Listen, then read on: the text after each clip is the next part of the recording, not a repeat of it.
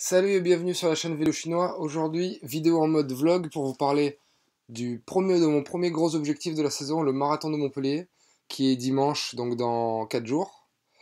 Je vais vous parler de ma prépa, de Stravistix, qui est une extension pour Strava. Je vais vous parler de mon plan pour l'hydratation et comment je compte trimballer tout ce que je compte boire sur le marathon. Voilà. Alors, pour mon objectif sur ce marathon de Montpellier, c'est de faire 2h50 ou mieux. Secrètement, j'espère tenir le 4 minutes au kilo. Donc c'est assez ambitieux. Si on essaie de calculer des splits, par exemple, bon, parce que j'étais parti sur essayer de faire des négatifs splits sur les courses. Donc voilà, en deux splits, ça ferait un truc comme ça, avec comme objectif 4 minutes au kilo. Donc bon, un peu plus de 4 minutes au kilo et forcément un petit peu moins de 4 minutes au kilo c'est sur deux splits.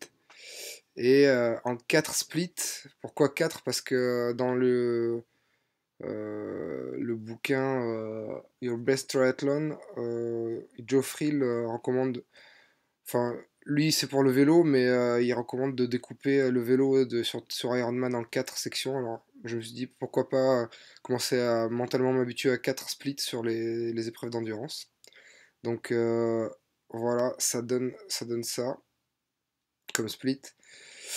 Bon, ça c'est le plan idéal, mais évidemment, quand on voit finir, quand on voit ça, finir un marathon, finir les 10 dernières bornes d'un marathon à moins de 4 kilos, c'est c'est assez prétentieux et ambitieux, disons. Enfin, ça fait un peu flipper. Voilà, pour rappel, si je regarde l'année dernière, mon marathon de Montpellier, donc avec le même à peu près quasiment parcours que cette année, c'est voilà, donc l'année dernière je l'avais fait en un peu moins de 3 heures, donc c'était 4,15 ou 4,16 de moyenne, et donc au début tout allait bien, je suis parti peut-être un peu vite, mais bon j'étais bien, et c'est après, si on regarde ça s'est effondré aux alentours du, voilà, un peu 30e, enfin ça s'est effondré, il y a une grosse dérive ici à partir du 30e. L'année dernière, je m'étais déjà posé toutes les questions sur l'hydratation. J'ai même fait un post sur HFR, je pense. Euh, je m'étais déjà posé toutes les questions sur l'hydratation. J'étais parti avec une bouteille de Powerade. J'étais parti avec des gels. Mais je pense que rétrospectivement, j'ai pas suivi à la lettre. J'ai pas bu assez, j'ai pas pris assez de glucides. Donc cette année, peut-être je suis un peu obsédé avec ça, mais aussi peut-être parce que je me mets à l'Ironman et que j'ai lu beaucoup de comptes rendus de mecs qui disaient que ils ont foiré, il suffit de zapper un ravito et c'est fini. Donc je vais beaucoup m'appliquer sur l'alimentation et sur l'hydratation sur cette année, sur cette saison. Sur ce marathon l'année dernière, ça a dérivé à partir du 30e, mais je peux pas dire que il y a eu le mur, mais c'était assez dur et je pense que ça le sera encore. Donc être encore plus rigoureux, essayer mon plan c'est de se maintenir. Donc toujours objectif idéal négatif split, mais en gros essayer de se retenir sur le début et pour peut-être faire régulier et au mieux négatif split en visant autour de un peu plus de 4 minutes au kilo au début et un peu moins de 4 minutes au kilo à la fin. Et donc, euh, cette semaine, cette semaine, c'est la dernière semaine avant la course, donc ça va être très très léger niveau sortie. Sur le plan, donc je rappelle, j'ai suivi le plan de Bruno Heuby 9 semaines, je crois, pour le marathon. Et c'est la deuxième année que je le suis et enfin, je crois qu'il me convient assez bien. Donc ouais, sur 9 semaines, du fractionné, il y a la séance à 80% qui est assez dure, c'est la plus dure de la semaine. Un peu d'endurance fondamentale, toujours 1 heure, et des sorties longues avec du travail spécifique à l'heure spécifique 42. Euh, donc normalement j'ai raté aucune séance, et cette semaine, Donc juste 50 minutes en footing avec 15 minutes à l'heure marathon et 40 minutes en footing. Donc vraiment très très tranquille. Faut faire du jus, faut bien s'alimenter, faut bien se reposer. Je vais essayer de faire attention, histoire de perdre peut-être un petit kilo, kilo et demi pour pas se trimballer du poids supplémentaire. Euh, Parce que ouais, un kilo, à ce qui paraît, ça peut représenter une minute ou je sais pas combien. Donc, on va voir ce que ça peut faire.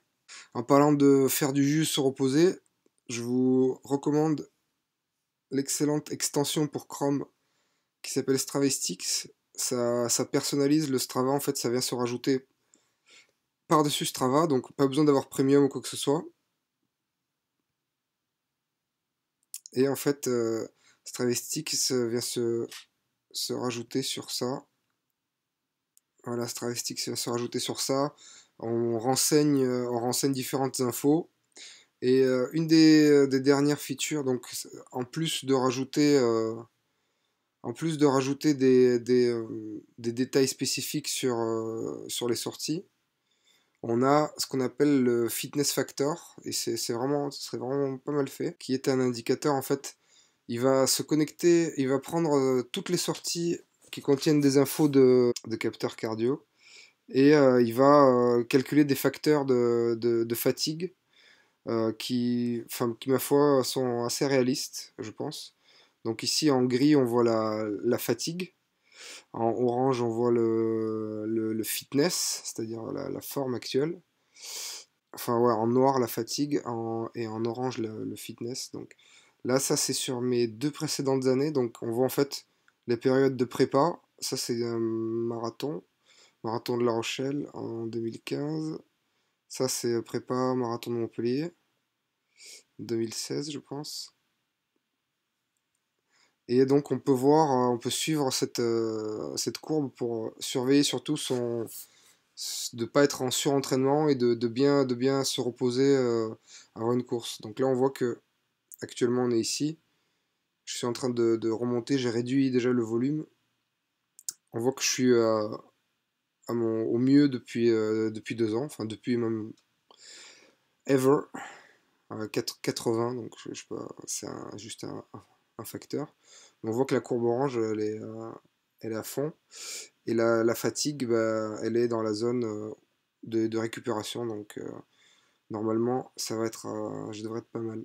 Voilà, Stravestix, c'est pas mal pour surveiller sa forme actuelle. Pour ce qui est de l'hydratation et de ma stratégie pour l'hydratation, le corps peut absorber jusqu'à 60 grammes de sucre, de glucides par heure. Donc à partir de là, on peut faire différents calculs. Et le mieux, c'est de se maintenir toujours avec beaucoup de sucre dans le sang parce que, en gros, par exemple, le mur du marathon, c'est tout simplement, on s'alimente pas assez, il n'y a plus de sucre dans le sang et le corps est obligé de changer de mécanisme de- pour produire de l'énergie.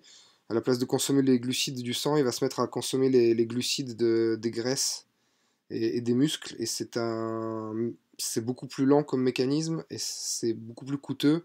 Donc on est forcément moins performant. Disclaimer, je suis pas, comment on appelle ça, nutritionniste ou, enfin, je vous fais un résumé en gros. Grosso modo, le mieux c'est d'avoir du sucre tout le temps dans le sang, quoi. Donc ça va. En gros, on suppose qu'on est assez alimenté, on a des réserves de glycogène dans les muscles si on mange des pâtes la veille, tout ça. On prend des sucres rapides avant le départ. Et puis après, l'idée c'est de se maintenir à un certain niveau de sucre. Et donc cette année, je vais rien laisser au hasard et je vais essayer de. Là, j'ai acheté plein de bouteilles de boissons isotoniques de Decat. Bon, je l'ai goûté, donc petite revue rapide. Je l'ai goûté, le goût est assez affreux. Il y a il y a 27 grammes de glucides par bouteille, donc c'est pas trop mal. Mais ça voudrait dire qu'il faudrait que j'en boive 7 ou 8 sur le marathon, donc c'est pas idéal. Donc, par contre, je trouve que la bouteille est vraiment bien faite pour la course à pied. La forme, on peut bien la prendre dans la main. Et puis elle va assez bien avec, elle va assez bien avec ça aussi que j'ai acheté, qui est leur porte-gourde, que j'ai essayé la dernière fois. Franchement, j'avais une ceinture où il y avait deux petites gourdes de 250 millilitres, mais c'est pas très pratique et puis c'est pas interchangeable. Par exemple, avec ce système, je vais pouvoir mettre n'importe quelle bouteille d'eau ou même une gourde, comme ça de vélo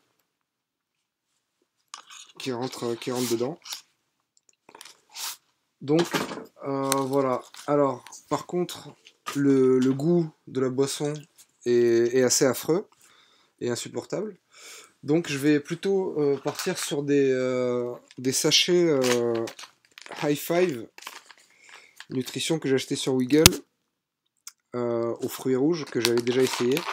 Et donc je pense que à la base c'est fait pour le vélo, enfin ou toute autre activité. Mais, en gros, un petit sachet comme ça qui fait 47 grammes, tu le dilues dans 500 millilitres. Ça te fait un goût qui est assez, qui est pas trop dégueu. Et 44 grammes de, 44 grammes de glucides dans ta bouteille de 500 millilitres. Donc ce qui fait que euh, en partant sur les 60 grammes en partant sur les 60 grammes par heure, à la vitesse où je compte aller, si je bois une gourde tous les 10 km, ça devrait aller. Vu que sur un marathon, les marathons officiels, il va y avoir un ravitaillement tous les 5 km, je pourrais donc me ravitailler aux 10, 20, 30, etc.